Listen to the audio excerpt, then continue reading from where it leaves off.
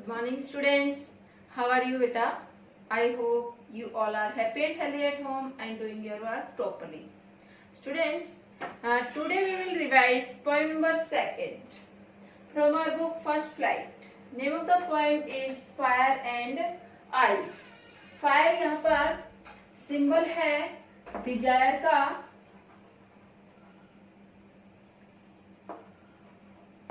और ice symbol है hate का. Written by Robert Frost. Robert Frost was an American poet. He is known as the nature poet also. Let's discuss the poem. Some say the world will end in fire. Fire means क्या होता है, किस चीज का symbol है? Desire. Desire means क्या होता है? Strong emotions of human being. किसी चीज को अचीव करने की बहुत अधिक कोई इच्छा होना, विश भी कह सकते हो आप. यहाँ पर बाई चांस मीनिंग पूछा जाए तो आप विश भी राइट कर सकते हो. सम से इन आइस. आइस किस चीज का सिंबल है? हेट का, घृणा का. From what I have tested. Tested means है यहाँ पर एक्सपीरियंस्ड. एक्सपीरियंस मीन्स क्या है? जो अनुभव किया है. ऑफ डिजायर, डिजायर का. I hold with those. Hold means क्या है? Agree. With those who favour fire. Favour means क्या है? Support. In the first 4 lines, the poet is telling the opinion of some people about the end of the world. कुछ लोगों के क्या opinion है, क्या विचार है संसार के खत्म होने के बारे में, उनके ओपिनियन पोइट बता रहा है. पोइट के खुद के ओपिनियन नहीं है. पोइट कह रहा है सम से. सम मीन्स क्या है? सम पीपल से. कुछ लोग कहते हैं कि world will and in fire, कि संसार का अंत हो जाएगा फायर में, आग से. मीन्स क्या है? जो डिजायर है, जो पेशेंस है हमारे अंदर बढ़ते हुई, उनसे. वो क्या है? फायर की तरह से है. सम से इन आइस. और कुछ लोग क्या कहते हैं कि जो संसार का अंत है वो आइस से होगा. आइस किस चीज का सिंबल है? हेट का. जो ह्यूमन बीइंग के अंदर भरी हुई है, एक दूसरे से जो घृणा करते हैं, वो भी संसार का अंत कर सकती है. From what I have tested. Now in this line the poet is giving his opinion. I किसको रेफर कर रहा है? पोएट को. जो मैंने अनुभव किया है, जो मैंने एक्सपीरियंस किया है, ऑफ डिजायर, डिजायर से, बढ़ती हुई इच्छाओं से. आई होल्ड विद दोज. तो मैं एग्री होता हूं, मैं साथ देना चाहता हूं उन लोगों का. हु फेवर फायर, जो कि फायर को फेवर करते हैं, जो कि डिजायर को फेवर करते हैं, कि संसार का अंत है वो किससे होगा? बढ़ती हुई डिजायर से होगा, पेशेंस से होगा. But if it had to perish twice. Perish means क्या है? Die, decay, get an end. It किसके लिए है? वर्ल्ड के लिए. परंतु यदि इसको 2 बार डाई करना होगा, 2 बार संसार को खत्म करना होगा, गेट एन एंड होगा 2 times. I think I know. I किसको रेफर करता है? पोएट को. तो मैं सोचता हूं कि मैं जानता हूं. इनफ ऑफ हेट, कि जो हेट है वो सफिशिएंट है, इनफ है. जो हमारे ह्यूमन बींग्स के बीच में जो हेटर है वो काफी है. किसके लिए? पेरिश के लिए, संसार के अंत के लिए. टू से दैट, ये कहने के लिए कि फॉर डिस्ट्रक्शन. डिस्ट्रक्शन मीन्स क्या है? रुइन, विनाश के लिए.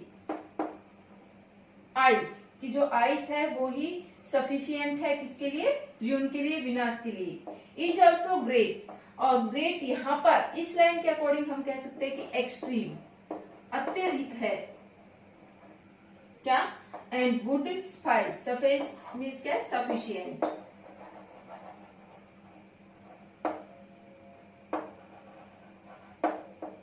जो लोगों के दिलों में जो हेटर है वो सफिशिएंट है संसार के अंत होने के लिए. यहाँ पर पोएट ने हमें क्या बताया? In the very first 2 lines the poet is giving the opinions of the persons. They have different opinions about the ending of the world.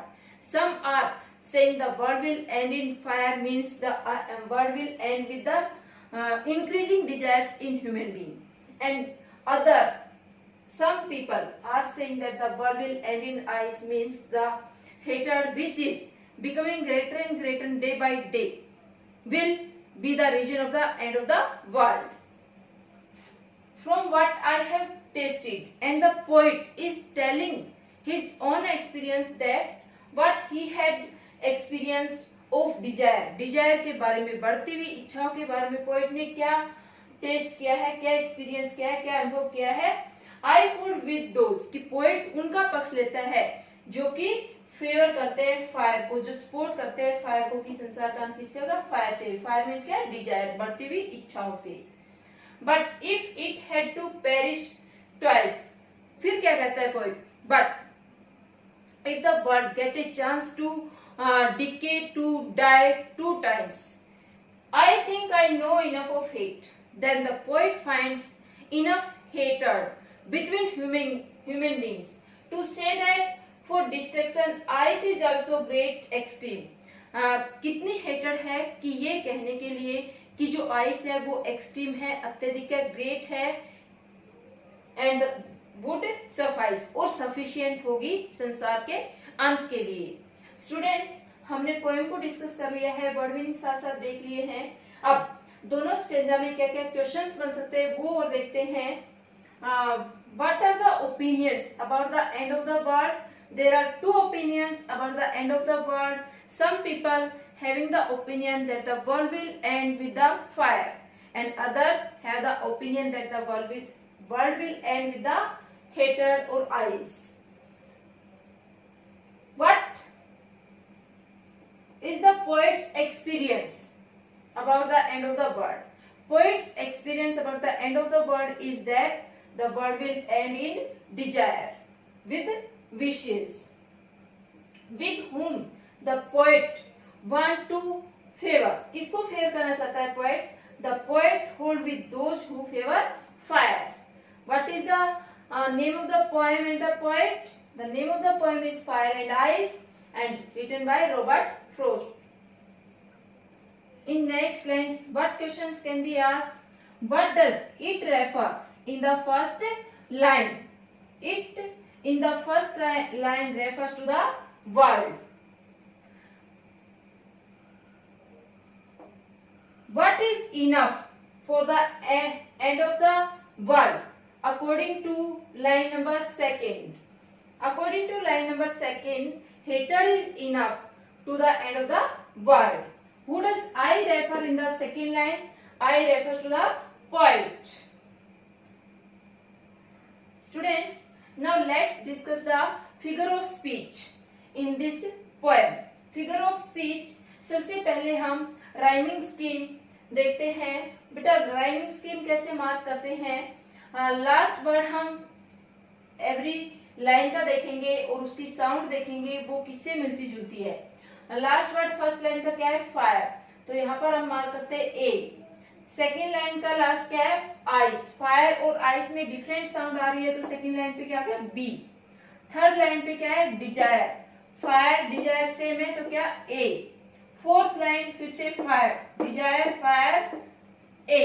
तो जो फर्स्ट स्टेंजा है उसकी राइमिंग स्कीम क्या बन गई? A B A A. Now next line tries. Tries किसी से मिलती जुलती है? आइस से. आइस पे क्या मार्क किया है? बी, तो ट्राइस पे भी क्या होगा? बी. हेड सबसे डिफरेंट साउंड है सी. आइस फिर से बी. और एक्सट्रीम सॉरी ग्रेट, ग्रेट किससे मिलती जुलती है? हेड से सी. और सफाइस आइस से मिलती जुलती है तो बी. तो राइमिंग स्कीम टोटल पूरी क्या बन गई इस पोएम की?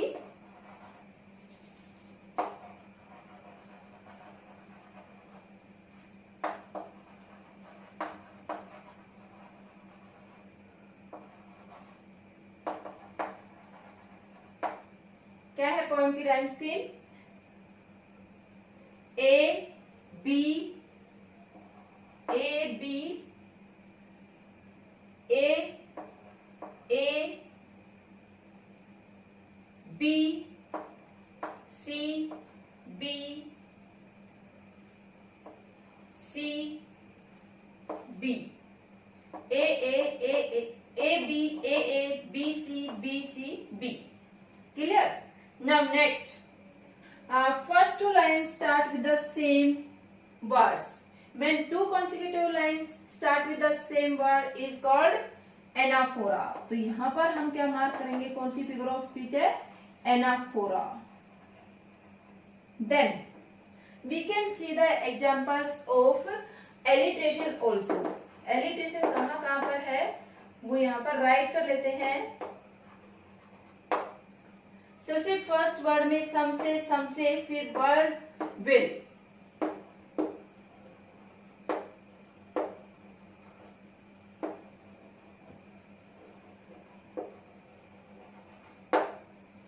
क्लियर?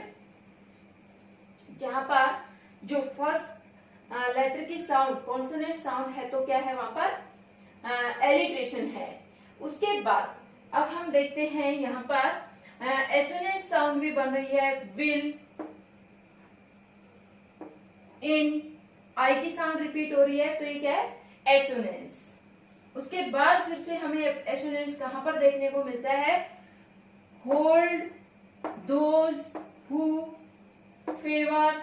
क्या है यहाँ पर ओ ओ रिपीट हो रहा है तो क्या है, assonance.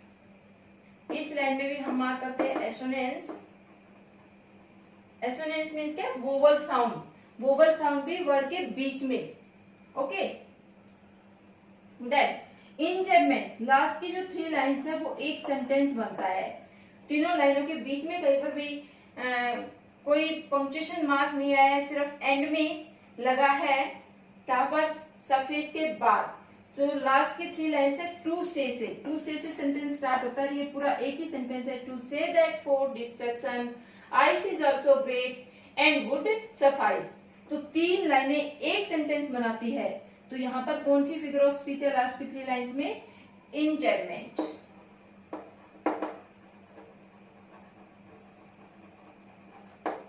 Enjambment figure of speech है. इसके बाद यहाँ पर पोएम में हमें पैराडॉक्स भी देखने को मिलता है.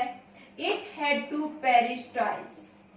क्या है पैराडॉक्स, वो स्टेटमेंट जो कि रियल हो बट जब मीनिंग निकाले तो रियल अपीयर ना हो, सीम्स ना हो. तो यहाँ पर क्या है, पैराडॉक्स है. अब स्टूडेंट्स सिंबल भी यूज हुए हैं यहाँ पर, जो कि मैंने आपको टाइटल में बता दिए थे. फायर किस चीज का सिंबल है, डिजायर का. और हेटर किस चीज का, आइस किस चीज का सिंबल है, हेट का. तो सिंबल हम राइट भी कर लेते हैं. सिंबल्स क्या क्या है यहाँ पर, फायर, सिंबल ऑफ डिजायर, और ice symbol of hate. Students message क्या कन्वे करना चाहता है पोएट इस पोएम के माध्यम से. The poet wants to convey the message that there is a lot of patience in human beings that is very violent. Violent means क्या, बड़ी हिंसात्मक है. जो पेशेंस है, जो जुनून है इंसान का, बहुत ही हिंसात्मक है. And that is the reason of destruction. और वही क्या है, डिस्ट्रक्शन का रीजन बनता है, विनाश का कारण बनता है. क्या, जो हमारी बढ़ती हुई इच्छाएं हैं. The increasing desire in human being is the region of destruction. On the other hand, if the world will not distracted by the fire, it will definitely distracted by ice. Ice means the hater which is in human beings. So the poet wants to convey the message that we should control our desires, we should control our passions, and we should not keep hatred among us. Students, we have discussed the poem with the literary device and important word meanings. I hope it is clear to you. Thank you.